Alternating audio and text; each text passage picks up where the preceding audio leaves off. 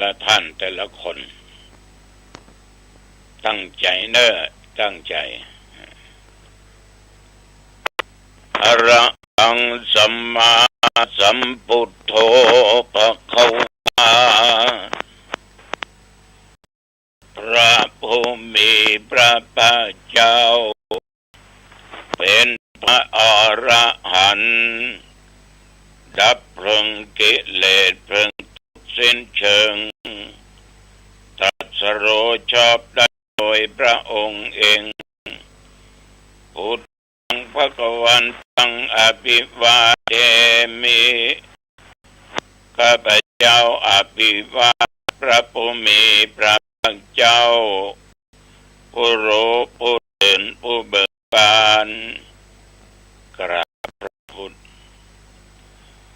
สุวาคาโต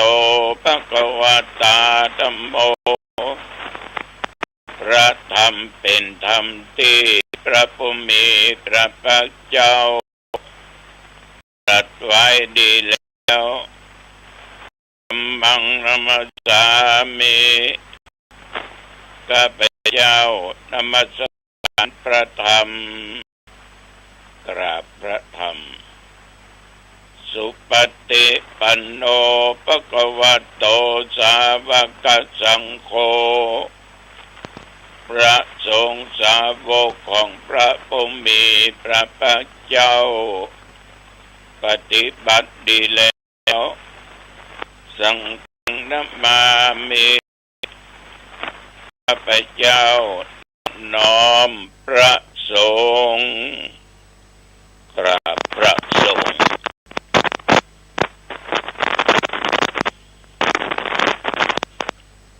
นะโม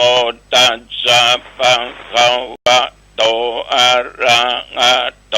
สัมมาสัมพุทธัสสะนะโมตัสสะภะคะวะโตอะระหะโตสัมมาสัมพุทธัสสะนะโมตัสสะภะคะวะโตอะระหะโตสัมมาสัมพุทธัสสะพุทธังสรณังคัจฉามิธัมมังสรณังคัจฉามิสังฆังสรณังคัจฉามิตุติยัมปิพุทธังสรณังคัจฉามิตุติยัมปิธัมมังสรณังคัจฉามิตุติยัมปิสังฆังสรณังคัจฉามิตติยัมปิพุทธังสรณังคัจฉามิตติยัมปิธัมมังสรณังคัจฉามิตติยัมปิสังฆังสรณังคัจฉามิอิติปิโสภะคะวะอะระหังสัมมาสัมพุทโธวิชชาจรณะสัมปันโนสุขโตโลกวิทูอนุตตโลริสัตตัมมะสารติสัทธาเทวมนุสสานังพุทโธภควาติสวากขาโตภควตาธัมโมสันติติโกอาคาลิโกโอปนายิโกปัจจตังเวทิตาโพวิญญูหิติ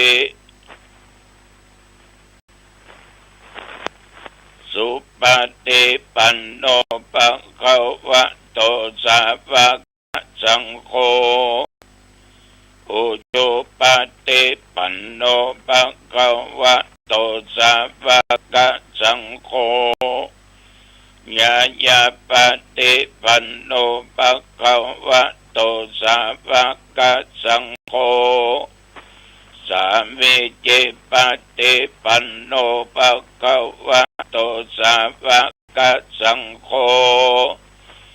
ยะติตังจัตตาลิปุริสายุคานิอัตตาปุริสปุคลา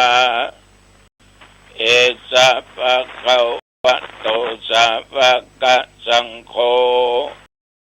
อาหุนายโยปะหุนายโยทักขินายโยอัญชลิกรณิโยอันตัลลังปุญญาเกตังโลกัสสติยันตุนิมิตังอวะมังคะลัญญาโยจามะนาโปสะโกนัสสะสัทโธปัปปะโอโตสุปินังอะกันตังพุทธานุภาเวนะวินาศเมนโตยันตุนิมิตังอวะมังคะลัญญาโยจามะนาโปโกนัสสะสัทโธปัปปะโอโตสุปินังอะกันตังธัมมานุภาเวนะวินาศเมนโตยันตุนิมิตังอวะมังคะลัญญาโยจามะนาโปสะโกนัสสะสัทโธปัปปะโอโตสุปินังอะกันตังสังฆานุภาเวนะวินาศเมนโตยะโตอังภะเกเนอลิยายาจาติยาจาโตปิชานาเมสันเจจาปันชีวิตาวโรเปตาเตนะสัจเจนะโสติเตโอตุโสติกัปปัสสะโพชะโพสัตติสังฆาโตตัมมังนังวิจโยตถาวิริยัมปิติปัสสติโพชังคาจะตถาเรสัมมาตุเปกะโพชังคาสัตติเตสัพพทักษินามุนีนาสัมมาทัคคาตาภาเวตาภาอุลิกตาสัพพตันเตอภิญญายานิพพานายายาโพธิยาเอเตนะสัจจะวัจเจนะโสติเตโอตุสัพพทา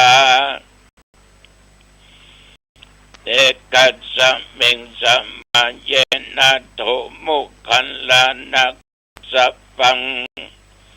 คิลเนตุกิเตติสวาโพชังเตสัตตะเทสัญญิเตจะตังอภินันติตวโรคามุจจิงสุตังคะเนเอเตนะสัจจวัชเชนะโสติเตโอตุสัพพทาเอกตาธัมมราชาเกลัญเจนะปิปิริโตจุนดาเตเรนะตัญเยวะพันนาปิตวานาสัตลังสัมโมดิตวจะอัปปะทาตัมหะพุทธาติสนะโสเอเตนะสัจจวัชเชนะโสติเตโอตุสัพพทาปะอินาติจะอัปปะทาตินันนัมปิมะเยสินังมัคคะอัตตกิเลสะวัปปัตตานุปัตติธัมมตังเอเตนะสัจจะเชนะโสติเตโอตุสัพพทาสักกัตตัวพุทธะรัตนังโอสัตตังอุตตมังพระ มนุษย์สนังพุทธเชนะโสตินานัสสันตุปัตตวะสัพเพทุกขาวุปัสสะเมนตุเตสักกัตธัมมะระตันนังโอสตังอุตตมังวะรังปัลเลลาอุปัสสะมะนังธัมมะเตเชนะโสตินานัสสันตุปัตตวะสัพเพปัญญาวุปัสสะเมนตุเตสักกัตตัวสังฆรัตนังโอสตังอุตตมังวะรังอาหุนายังปาหุนายังสังฆเตนะโสตินานัสสันตุปัตตวะสัพเพโรกาวุปัสสะเมนตุเตนะเมสะละนังอัญญังปุตโตเมสะระนังวะรังเอเตนะสัจจวัชเชนะโอตุเตจยะมังคะลังนัตติสะละนังอัญญังธัมโมเมสะระนังวะรังเอเตนะสัจจวัชเชนะโอตุเตจยะมังคะลังนัตติเมสะละนังอัญญังสังโฆเมสะระนังวะรังเอเตนะสัจจวัชเชนะโอตุเตชยมังคะลังอัตถิอุณัสสะวิจัยโยธัมโมโลเกอนุตตโร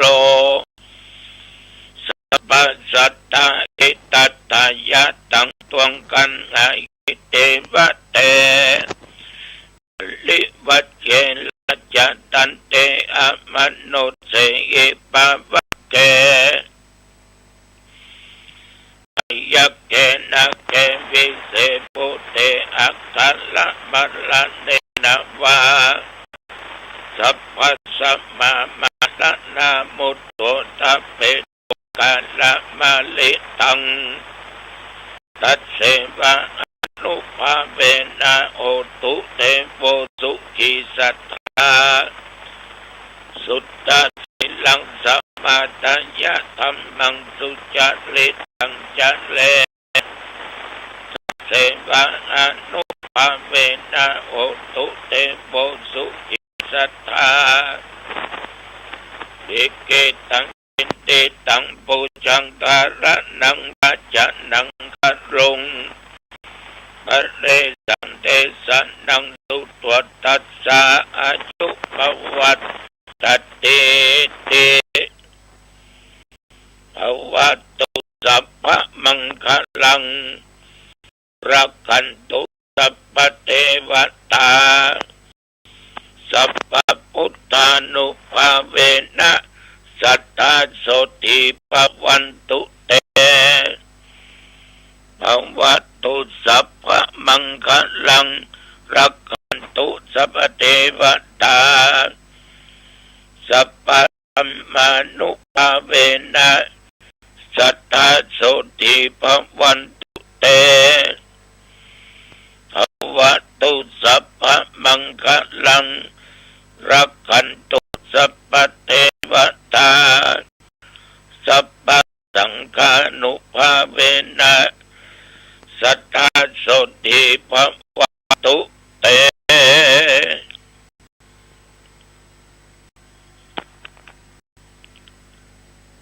โดยพุทธานุภาพธรรมานุภาพสังฆานุภาพบทสาธยายมนต์อันศักดิ์สิทธิ์ยานิมิตตังโพชังคะปริตยะโตอังสักกัตตุและนัตติเมบทปฏิอุณัสสะวิจัยโยมนต์พระคาถาเหล่านี้และพุทธานุภาพธรรมานุภาพ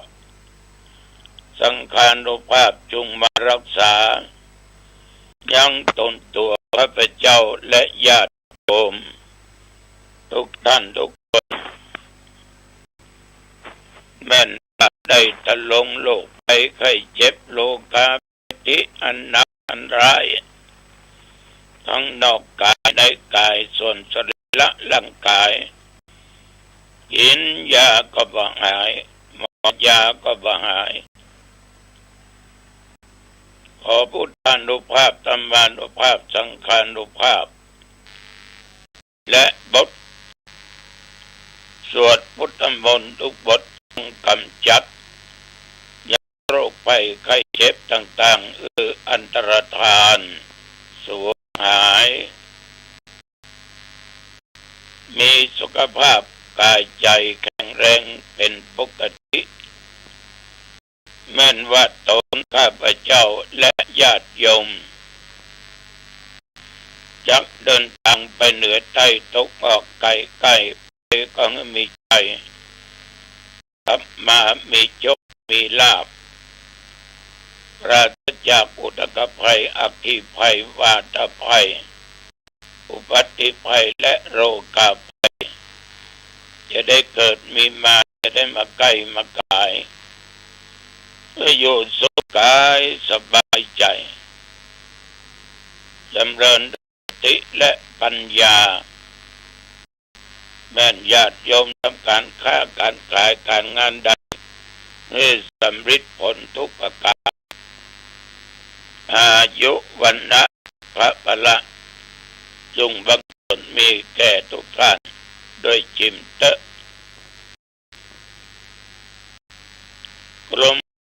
กรมอุตุได้ประกาศบอกตักเตือนระวังเรื่องฝนเรื่องลมมีเป็นบางแห่งบางที่แต่นับตั้งแต่ว่ามาจนถึงปัจจุบัน24 ชั่วโมงที่ผ่านมานี้โดยบุญของโยมและอาตมาจึงมีอายุผ่านมาอีกและต้องผ่านต่อไปดีจน120 ปีนอกนับตั้งแต่ตะวันวาถึงปัจจุบันเกี่ยวใกล้เคียงหนองตองและวัดหนองตองไม่มีฝนตกลมก็ไม่แรงตามปกติแต่วันนี้ฉันเจ้าแล้วก็อยู่วัดฉันเพลแล้วก็อยู่วัดแต่ก็มีญาติมีโยมเข้ามากระทำบุญนั่งสนทนาธรรมโยมคนหนึ่งเป็นมาจากต่างอำเภอทำบุญกับตนกับตัวไปหน้ามาถึงแม่มาถึงลูกถึงญาติน้องปันปอเรียบร้อยก็ได้โอ้ตั้งบาต้องระวังวัดว่าเดี๋ยวนี้คนมันจะมาวัดจะเอานั้นมาขออันนั้นจะมาขออันนี้ส่วนมากจะเป็นโยมผู้หญิงโยมผู้ชายมีพ้องจะมานั่งปั่นปอนจบอายุวันโนสุขังลังสดเข้าประตูหลังมาละคนโยมยมตันลุกติกเตอไงอย่างโยมหลวงปู่ครับผมผ้าหัวครับผมขอข้าวสารขอนมครับโยมก็ให้หัวก็เลยเอาที่ปอนนะบังเอิญเป็นใส่มาถึงนม8 กล่องทานอีกถุงหนึ่งหอม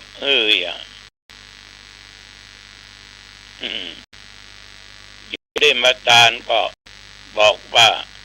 สาธุนิยมสาธุเอาบุญด้วยกัน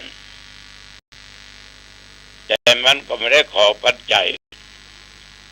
แต่มันขอซองที่การได้นั้นนิยมถวายก็ยังมอบเพื่อนเนี่ยจริงหรือเท็จก็ไม่รู้แต่ปัจจัยผมต่อมาก็รับจากกับสำนักวัฒนธรรมเชียงใหม่พูดถึงเรื่องว่าระวังนะหลวงพ่อ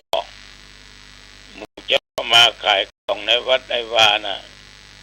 ดีก็มีไหนก็มียังบัตันจบกลางจ้องเข้ามาละหิ้วกระเป๋ามายื้อคอพ่อพระโยเอาลงจากห้องไปโยมประจายก็ลุกไปพ่อเที่ยววนไปวนมาอยู่ลานวัดฉะนั้นบางวันก็มีเรื่องราวอย่างนี้ธรรมาภาพก็ส่งน้ำออกไปเทศในงานข่าวดำที่บ้านสันปุเลยห่างดงเชียงใหม่เป็นลานของตุเจ้าตายฉะนั้นตะวานี้มีกระตุเจ้าพระเน้นจะ30ตุเจ้าอีก6-7เป็นเจ้าภาพรวมกับญาติคนตายใช้เวลาเทศ45 นาทีขอบใจต่อสาธุเจ้าและญาติโยมที่มีความอกตั้งใจฟังธรรมะที่ได้ได้จาฟังขอบใจนักขอบใจหลายๆวันนี้เราก็จะปะกันบ้านปะคาเนาะปะคานี้เขตตำบลหนองตองเวลา8 โมงเมื่อคืนบึ้นวันนี้ก็แปลกตัวเจ้าเป็นเจ้าภาพเอกท่านมหาบอยวัดพระธาตุสลีจำตองพร้อมด้วยคณะญาติ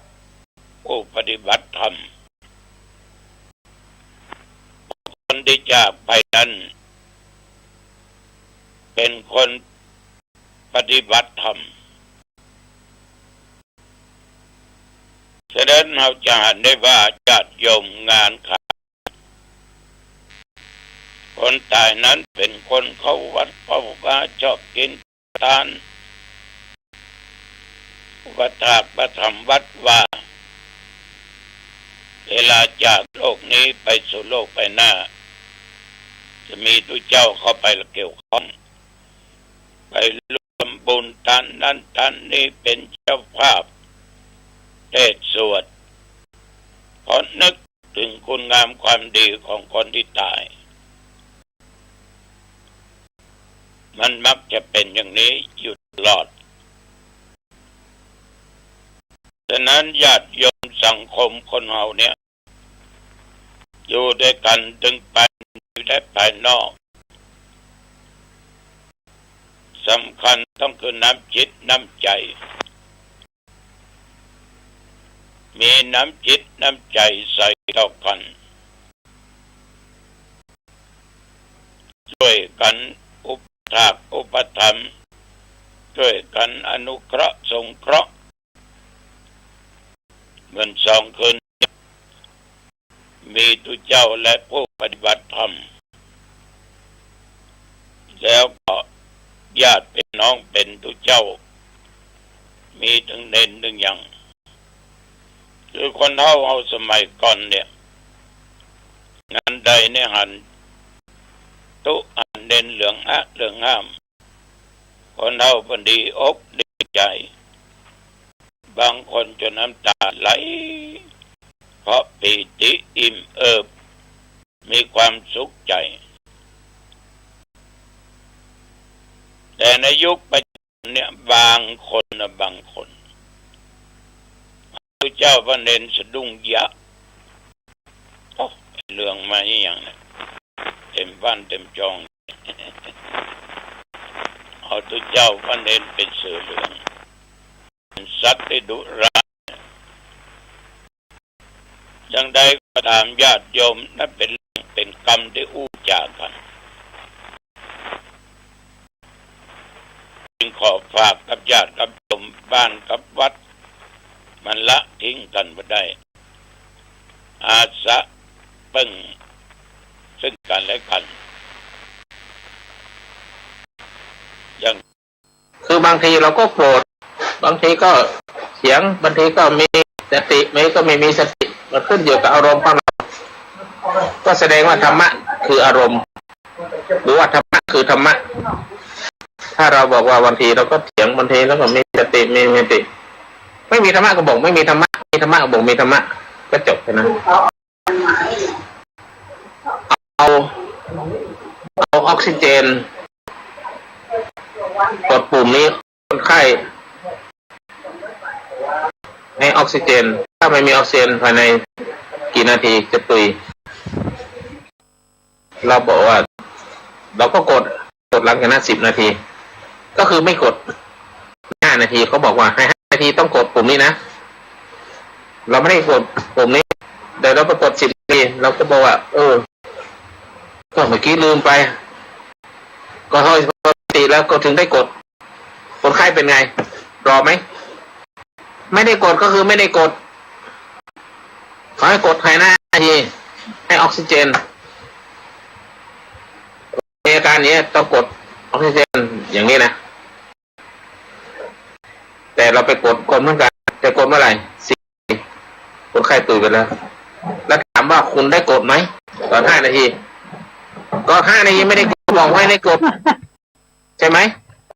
คุณว่าคุณไม่มีธรรมะคุณบอกไม่มีธรรมะมันก็คือมันได้มีขอขาดบัตรเลยแต่ว่ามีสติมาที่หลังมีสตินะมีธรรมะแล้วนะมันไม่ใช่เรื่องที่จะต้องมาโกรธมาเกลียดอะไรเวลาโกรธนั่นคือโทสะเกิดรู้ทันไหมก็รู้ไม่ทันก็คือรู้ไม่ทันเวลาเถียงนั่นคือมานะนั่นคือทิฏฐินั่นคืออัตตาแรกอย่างนี้ถ้าฉันในแล้วคุณจะล่าเถียงขึ้นมาเนี่ยนั่นแหละมานะทิฏฐิแล้วอัตตาขึ้นมาแล้วปิดทำไมอย่างนั้นอย่างนี้แต่ถ้าไม่พูดด้วยความเกรงใจพระก็อีกเรื่องหนึ่งนะเวลาเรารู้ตัวแล้วหยุดนั่นสติเกิดถามว่าเวลามีอะไรนะเรารู้ตัวทันกี่นาทีพระอรหันต์รู้ตัวกี่นาทีอริยะรู้ตัวกี่นาทีอันเนี้ยคือจะได้วัดว่ามีธรรมะถ้าเราบอกว่าก็ธรรมดามันวุ่นวายอย่างนั้นนี่ก็คือไม่มีธรรมะตรงนั้นก็บอกว่าไม่มีธรรมะก็บอกไปก็แค่นั้นสติเกิดตอนไหนธรรมะเกิดตอนนั้นปัญญาเริ่มทำงานตอนนั้นสำคัญไม่ใช่ว่ายังโกรธอยู่หรือไม่เขารู้แล้วก็ถึงไม่โกรธไงก็หยุดพูดหยุดเถียงหยุดอะไรอันนั้นน่ะสติและปัญญามาแล้วช่วงนั้นมีแล้วเดี๋ยวแต่สามัญว่าโกรธแล้วรู้ไหมเถียงแล้วเห็นไหมรู้แล้วหยุดได้ไหมอันนี้หากที่เดี๋ยวจะไปเอาไปเนี่ยถ้าไม่เคยมีธรรมะเลยก็จะโกรธก็โกรธไปยาวเลยนะเถียงก็เถียงเอาชนะถ้าไม่ชนะไม่หยุดอย่างนี้นะอันนี้คือไม่มีธรรมะไม่เห็นใจตัวเองว่าตัวเองกำลังโกรธก็ไม่รู้คนมันไงจะต้องด่าคนมันวุ่นวายไหมมันอยู่ในอารมณ์ไงมันต้องโกรธอย่างเงี้ยแต่เมื่อมีสติขึ้นมาแล้วหยุดได้เนี่ยแม้จะหยุดช้าก็ตามชื่อว่าธรรมะเริ่มกำลังทำเริ่มมีกำลังแล้วมีสติเมื่อไหร่หยุดเมื่อไหร่นั่นแหละธรรมะกำลังทำงานอันนี้คือธรรมะคือธรรมะมีสติเมื่อไหร่นั่นแหละทำงานไม่มีสติก็ว่าไม่มีสติก็บอกไป ไม่ได้กดภายใน5 นาทีก็บอกไม่ได้กด5 นาทีจะกดแล้วมันกี่นาทีอ่ะ10 นาทีแล้วคนไข้เป็นไงเขาบอกว่าหลังจาก5 นาทีขึ้นไปถ้ากดนี่คนไข้ตุยได้อย่างตุยไปแล้วไม่ได้กดก็คือไม่ได้กดอันนี้มันธรรมะมันตรงเป๊ะเป๊ะเป๊ะเป๊ะเลยไม่มีเอาใจใครทำนี่ไม่เอาใจใครยังชอบคุณตักชอบคือบางทีเราก็โกรธบางทีก็มีสติไม่ก็ไม่มีสติมันขึ้นอยู่กับอารมณ์ของเราก็แสดงว่าธรรมะคืออารมณ์หรือว่าสวัสดีครับท่านผู้ฟังที่เคารพทางสายเอกดำเนินรายการโดยพระประชานาถมุนีเจ้าอาวาสวัดดอนจันทร์เจ้าคณะอำเภอกัลยาณิวัฒนาจังหวัดเชียงใหม่ท่านมีธรรมะเมตตากล่าวธรรมะอย่างนี้ว่าเมื่อสติมันควบคุมจิตเราเรียกว่าจิตเหมือนคนเล่นละครในทีวีสติก็เหมือนคนดูละครดูทีวีนั่นแหละในทีวีแต่พวกเราทั้งหลายสติเปรียบเสมือนคนดูละครจิตก็เปรียบเสมือนบุคคลที่เล่นละครดูไปพิจารณาไปจิตแล้วมาแสดงบทพระเอกนางเอกพ่อพระเอกพ่อนางเอกเป็นโจรเป็นร้ายคนใช้คนดีเป็นคนดีนะสมมุติทั้งสิ้นจิตมันอยู่ภายใต้สิ่งสมมุตินะจิตมันตกอยู่ภายใต้สิ่งสมมุติส่วนสติอยู่เหนือสิ่งสมมุติจิตมันจะหลงในสิ่งสมมุติสติมันก็ไม่หลงในสิ่งสมมุติสติมันจะเท่าทางสิ่งสมมุติรู้สิ่งสมมุติมันไม่เพราะฉะนั้นสติมันจะไม่ให้สิ่งสมมติหลอกได้แต่จิตนั้นหลอกสิ่งสมมติสิ่งสมมติก็หลอกจิตไม่มีวันจบสิ้นหลอกกันเราไม่มีจิตมันหลอกจิตแต่พวกเราทั้งหลายมันหลอกกันหลอกจิตกับจิตมันก็เหมือนดังที่บอกว่าจิตมันก็สแกมเมอร์มันหลอกคนทั้งทั่วโลกพูดดีทำเป็นผู้หลอกลวงเสนอแนะสิ่งที่ดีๆให้เห็นไหมนั่นแหละคือเราจิตถูกหลอกจิตมันถูกจิตหลอกดังพวกที่สแกมหลอกทั้งหลายนะจิตไม่มีสติจิตมันมีความโลภมันถูกจิตอีกคนหนึ่งหลอกเห็นไหมพวกเราทั้งหลายเสือก็มีจิตงัวก็มีจิตเห็นไหมจิตที่มันเข้มกว่ามันก็จะเปรียบเสมือนเสือจิตที่มันอ่อนแอก็ถูกเสือกินเหมือนงัวเห็นไหมจิตอีกตัวจิตอ่อนแอเหมือนงัวจิตที่เข้มแข็งเสือท้ายสุดจิตที่เราเข้มแข็งมันก็ไปหลอกจิตที่อ่อนแอเหมือนเสือกินงัวนั่นแหละพวกเราทั้งหลายเหมือนเสือกินแกะนั่นแหละเหมือนกินเก้งกินกวางนั่นแหละพวกเราทั้งหลายจิตกับมันหลอกกันหมดพวกเราแต่มันก็หลอกกับคนมันก็หลอกกันคนก็หลอกคนจิตมันก็หลอกจิตเหมือนสัตว์แต่ละชนิด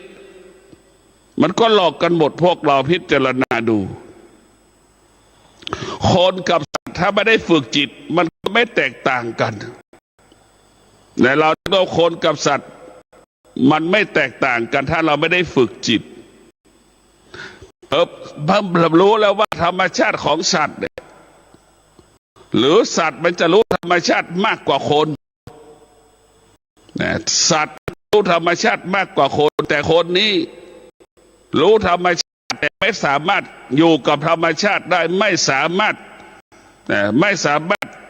อยู่กับธรรมชาติได้เมื่อไม่สามารถอยู่กับธรรมชาติได้มันก็เกิดเขาทุกข์ทรมานลำบากเราจะเห็นว่าสัตว์เนี่ยอยู่กับธรรมชาติได้เข้าใจธรรมชาติอยู่กับธรรมชาติได้แต่พวกเราต้องพิจารณาเรียกว่างัวควายช้างม้าเนี่ยพวกเราทั้งหลายเรียกว่าตื่นก็ตรงต่อเวลานอนก็ตรงต่อเวลาเข้าบ้านก็ตรงต่อเวลาคอกนั่นแหละคือบ้านของควายคอกควายคอกนั่นแหละเป็นบ้านของวัวของควายแ แต่คนนี่เข้าบ้านออกบ้านตรงต่อเวลาเนี่ยเข้าบ้านออกบ้านไม่ตรงต่อเวลาจิตมันไม่ได้จิตมันไม่ได้ฝนมันก็ตามใจจิตอยากออกบ้านเท่าไหร่ก็ออกอยากจะทำอะไรก็ทำคือเราไปตามใจจิตจิตมันเคยกับสิ่งที่จิตเราฝึกมันแบบไหนจิตก็คุ้นเคยแบบนั้นแต่พวกเราทั้งหลายจิตเนี่ยมันคุ้นเคยแบบไหนก็คุ้นเคยแบบนั้นแหละเดี๋ยวแบบเราพิจารณาดูว่างัวควายช้างมันเข้าคอกมันตลอดเวลา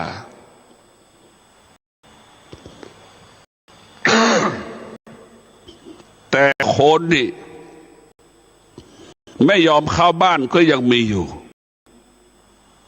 เนี่ยพวกเราออกบ้านแต่ไม่ยอมเข้าบ้านไม่ว่าเด็กไม่ว่าผู้ใหญ่ก็เป็นนี่แม่ต้องไปตามหาลูกไม่ยอมเข้าบ้านภรรยาไปตามหาสามีไม่ยอมเข้าบ้านเห็นไหมสามีไปตามหาภรรยาไม่ยอมเข้าบ้านเนี่ยพวกเราต้องพิจารณาดูนี่คือจิตเกเรเหมือนลิงนั่นแหละพวกเราทั้งหลายจิตเรามันดุร้ายเหมือนเสือนั่นแหละมันจึงฆ่ากันทุกวันฆ่ากันชกต่อยตีกันขัดแย้งกันจิตมันเกเรมันเหตุว่ามันจิตนี่มันตัวทำลายทุกสิ่งทุกอย่างถ้าจิตนั้นไม่ได้รับการฝึกฝนอบรมจิตมันจะเป็นโทษต่อคนแต่ละคนถ้าคนไหนฝึกจิตคนไหนเอาอบรมจิตตัวเองฝึกจิตตัวเองคนนั้นจะได้รับคุณประโยชน์จากการฝึกจิตดังลิงขึ้นเก็บมะพร้าวจังหวัดชุมพรนะการฝึกจิตลิงที่เราพิจารณาดูลิงขึ้นเก็บมะพร้าวจังหวัดชุมพรกับลิงเพชรบุรีลิงจังหวัดลพบุรีมันแตกต่างกันอย่างไรเราควบคุมลิงไม่ได้ลิงเพชรบุรีเดี๋ยวไม่มีใครควบคุมมันได้ลิงลพบุรีก็ไม่มีใครควบคุมได้มันจึงสร้างภาระสร้างปัญหาจิตเราก็เหมือนลิงเราไม่ได้ฝึกมันก็เกเรแบบนั้นถ้าจิตเราฝึกฝนอบรมมันจิตเราก็จะเหมือนเครื่องเก็บมะพร้าวลิงมะพร้าวแล้วมันจะเป็นเช่นนั้นเป็นแบบนั้นแต่พวกเราต้องพิจารณาว่าลิงขึ้นเก็บมะพร้าวควบคุมมันได้ควบคุมมันได้แต่ลิงที่มันอยู่พระปางสามยอดอยู่เพชรบุรีอยู่ลพบุรีที่ควบคุมไม่ได้เพราะมันไม่ได้ฝึกเหมือนช้างเหมือนควายเหมือนงัวไม่เคยฝึกไถนาแล้วจะเอาไปไถนามันไถไม่ได้มันต้านมันสำแดงอาการจิตของเราก็เป็นเช่นนั้นได้รับการฝึกฝนอบรมจู่ๆเราจะมานั่งสมาธิแล้วมันก็ต่อเช่นคนไม่เคยนั่งสมาธิแล้วมันสมาธินี่มันก็จะต่อต้านนะกายเลยนั่งไม่สงบวนกระวายกระสับกระส่ายเจ็บนู่นเจ็บนี่ปวดนู่นปวดนี่ออกอาการแสดงอาการทั้งกายทั้งจิตแต่ถ้าเราฝึกสมาธิฝึกจิตเราก็เหมือนเราฝึกนั่งสมาธิฝึกนั่งฝึกทุกวันท้ายสุดวันหนึ่งกายก็สงบจิตก็สงบนี่แหละมันก็จะคุ้นเคยวันไหนนั่งสมาธิมันก็นั่งดีด้วยเหมือนงัวควายช้างม้าที่เคยไถนาพอถึงฤดูฝนที่เราเอางัวควายช้างม้าไปไถนาได้เห็นไหมมันก็ไถได้มันก็ไปตามที่เราต้องการเพราะมันฝึกมาแล้วถ้าไม่ได้ฝึกมันก็จะต่อต้านเหมือนงัวควายช้างม้าเนี่ยไม่เคยไถนาเราไปไถนามันก็ต่อต้านเช่นเดียวกับคนไม่ได้ฝึกจิต ไม่เคยนั่งสมาธิก็มานั่งสมาธิเนี่ยมันก็ต่อต้านจิตเรารู้อย่างไรมันก็เป็นเช่นพวกเราทั้งหลายเราต้องเข้าใจนะว่าการศึกษาที่เรามีการศึกษาเราฝึกจิตนะการศึกษามาตามใจจิตธรรมะนี่มันฝ่าฝืนความรู้สึกของจิตธรรมะของพระพุทธเจ้านี่ฝ่าฝืนความรู้สึกตอบสนองความรู้สึกของจิต